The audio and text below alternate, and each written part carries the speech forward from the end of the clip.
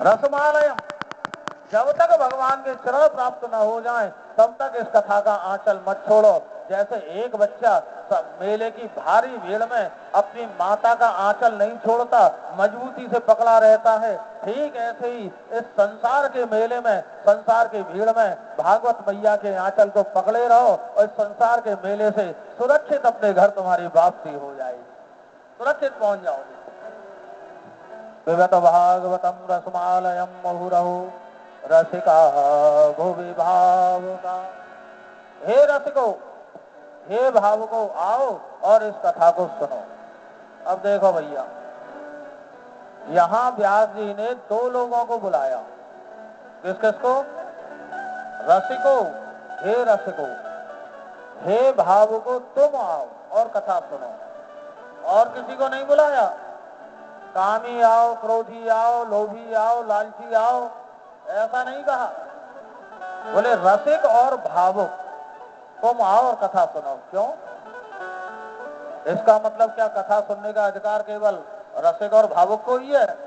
बोले नहीं, ऐसी बात नहीं है। देखो, भागवत के पंडाल में कभी भी बाहर कोई इंडिकेशन नहीं लिखा होता, कोई बोर्ड नहीं लगा होता कि यही व्यक्ति आएगा, पुण्यात्मा ही आएगा, धनवान ही आएगा, भगवान का भक्त ही आएगा, ऐसा कुछ तो नहीं लिखा ना बाहर।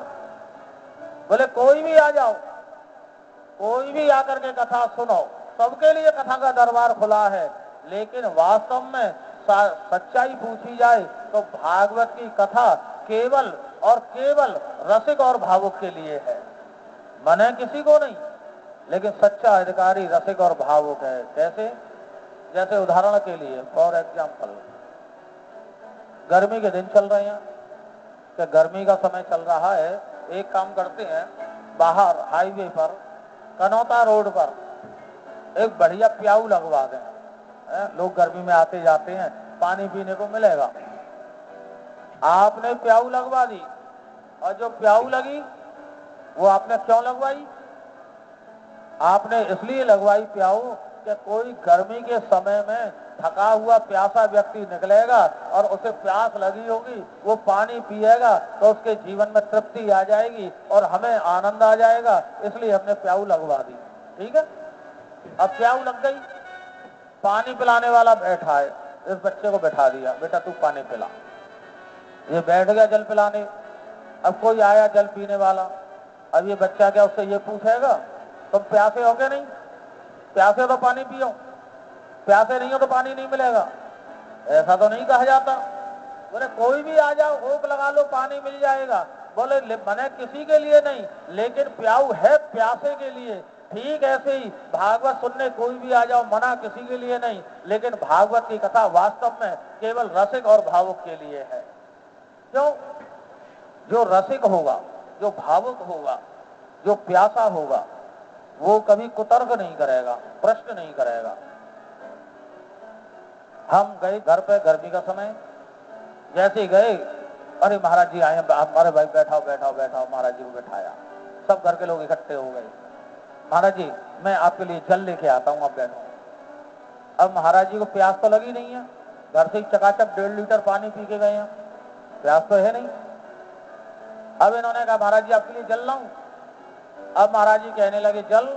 अच्छा बेटा जगदीश, अरे चलो अच्छा तुम्हारा इतना, मैंने तो ले आओ, बेमन से कह दिया। अभी जल लेने जाने लगे, उठ कर गए, अरे सुनो सुनो सुनो यहाँ आओ। बोले महाराज जी क्या हुआ था, आगे बताइए।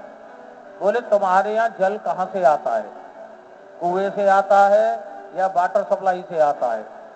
बोले महाराज जी वाटर सप्लाई का भी है, कुएं का भी है, जो आप कहो। बोले सुनो जल्दी जल्दी जाओ। बोले महाराज जी अब क्या हुआ? बोले तुम ला तो रहे हो जल कुएं का, लेकिन तुम्हारे यहाँ ठंडा कैसे करते हैं? घड़े में, मटके में ठंडा करते हैं या फ्रिज में? महाराज जी फ्रिज में भी ठंडा करते हैं, मटके में भी करते हैं, आप जो कहो। बोले नहीं नहीं हम फ्रिज का जल नहीं पीते, कथा करनी है ना, गला खराब हो जाएगा, मटके का जल ले आना। अब फिर गए मटके का जल लेने, जैसे तैसे एक चांदी के बढ़िया गिलास में जल आया। अब कुछ नहीं मिला तो गिलास को ही देखने लग गई। अरे बेटा गिलास तो बड़ा अच्छा है, क्या सुंदर डिजाइन है, कहां से लाए? महाराज जी जयपुर से ही लिया है, बढ़िया लिया है, सुंदर लिया, गिलास को उलट पुलट के देखने लगे। यानी अर्थात ये 50 तरह की बातें हम क्यों कर रहे हैं? इसलिए कि हमको प्यास नहीं है ना। इसलिए कुएं का है कि नल का है कि फ्रिज का है कि घड़े का है कि आरओ का मिनरल वाटर है, चांदी के गिलास में है कि पीतल के बर्तन में है कि प्लास्टिक के डिस्पोजल में है, ये सारे प्रश्न क्यों? इसलिए कि हमें प्यास नहीं थी। अगर हमें प्यास होती तो क्या होता? इन्हें नहीं कहना पड़ता, हम इनके घर पे जाते, बेटा जगदीश बात की बात बाद में होंगी, पहले जाओ जल्दी से एक गिलास जल ले आओ। जल आ गया, घटाघट जल पी गई। अब कुएं का है कि नल का है कि फ्रिज का है कि मटके का है, कुछ नहीं देखा, क्योंकि गले में प्यास थी, प्यास लगी हुई थी। प्यासा व्यक्ति कभी प्रतिप्रश्न नहीं किया करता। ऐसे ही श्रीमद् भागवत की कथा है, रसिक और भावुक होगा कभी प्रश्न नहीं करेगा, और रसिक नहीं होगा, भावुक नहीं होगा तो क्या करेगा? आयोजन तो बड़ा बढ़िया करवाया है परिश्रम करके, लेकिन जगह थोड़ी छोटी पड़ गई है ना। अरे जो बाहर पंडाल लगवा देते आनंद आ जाता। दूसरा व्यक्ति फिर दूसरा प्रश्न कर रहा है, बोले हाँ और तो सब। एक महात्मा ट्रेन में बैठ के जा रहे थे, ट्रेन में बैठे थे, पास में कुछ लोग और बैठे थे सामने की सीट पर। एक स्टेशन पर गाड़ी रुकी, एक पानी बेचने वाला लड़का आया, पानी के गिलास लगा रख करके स्टैंड में, भाई जल ले लो, जल लो, जल लो, जल, पानी पीना है, पानी पीना है। एक सेठ जी बैठे थे, सेठ जी ने कहा भैया कितने का गिलास है? उसने कहा 1 रुपए का। सेठ जी बोले 1 रुपए का तो नहीं, तू महंगा दे रहा है, 50 पैसे में देता है तो लेता हूं। वो लड़का मुस्कुराया, कोई जवाब नहीं दिया, चुपचाप आगे बढ़ गया। महात्मा देख रहे थे घटना को। महात्मा ने लड़के से पूछा, जब वो सेठ तुमसे सौदा कर रहा था, 1 रुपए का पानी 50 पैसे में मांग रहा था, तेने जवाब क्यों नहीं दिया हाँ ना में? तू खाली हंस के रह गया। वो लड़का हंसते हुए कहता है, गुरुदेव मैं सत्य बताऊं, मैं रोज पानी बेचता हूं, मेरा पानी बेचने का काम है और मुझे बहुत अनुभव है, मैं जानता हूं सच्चाई। उन सेठ जी को प्यास लगी ही नहीं थी।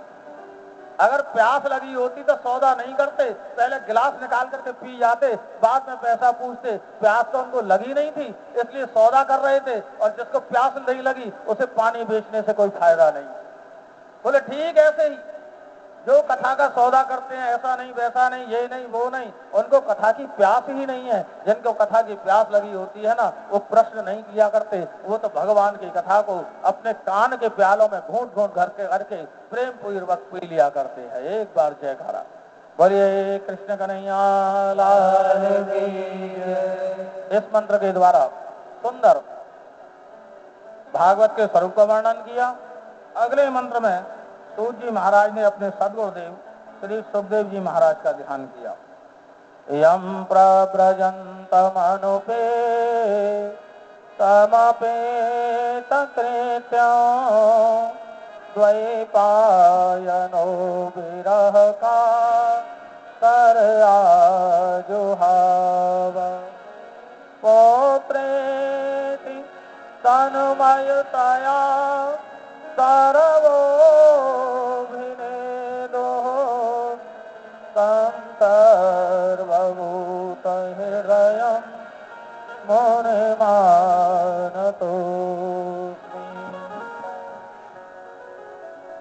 सूत जी महाराज ने अपने गुरुदेव सुखदेव जी का ध्यान किया। बड़ा सुंदर मंत्र है। सूत जी महाराज कहते हैं, बोले मेरे गुरुदेव कैसे हैं? यम प्रव्रजन्तम अनुपेतम अपेत कृत्यम। सुखदेव जी महाराज का नाल छेदन संस्कार भी नहीं हुआ। जन्म लेने के बाद नाल कटती है ना बच्चे की, नाल भी नहीं कटी। जन्म लेते ही जो वन की ओर भाग पड़े, 12 वर्ष की अवस्था में जन्म हुआ, जन्म लेते ही वन की ओर दौड़ पड़े जो सुखदेव जी, जिनका यज्ञोपवीत संस्कार नहीं हुआ, नाल छेदन नहीं हुआ, और जन्म लेने के साथ वन में भागे, ऐसे सुखदेव जी के पीछे पिता व्यास जी महाराज दौड़ लगा रहे हैं। पुत्रेति पुत्रयतन्मयतया, हे पुत्र रुक जाओ, हे पुत्र रुक जाओ। लेकिन सुखदेव जी महाराज इनकी आवाज सुनकर के रुकते नहीं। वन में से इनकी आवाज इको साउंड होकर सुनाई देती है। बोले व्यास जी कौन पुत्र, किसका पुत्र, न जाने कितनी बार तुम इसके पुत्र बने, न जाने कितनी बार ये तुम्हारा पुत्र बना, कोई किसी का पुत्र नहीं। ये परम अवधूत परम वीतरागी संत सुखदेव जी महाराज हैं। ऐसे सुखदेव जी महाराज का हम सभी मंगलमय भाव से मंगलाचरण करते हैं। बोलिए सुखदेव जी महाराज। पूज्य गोस्वामी श्री आनंद वल्लभ जी महाराज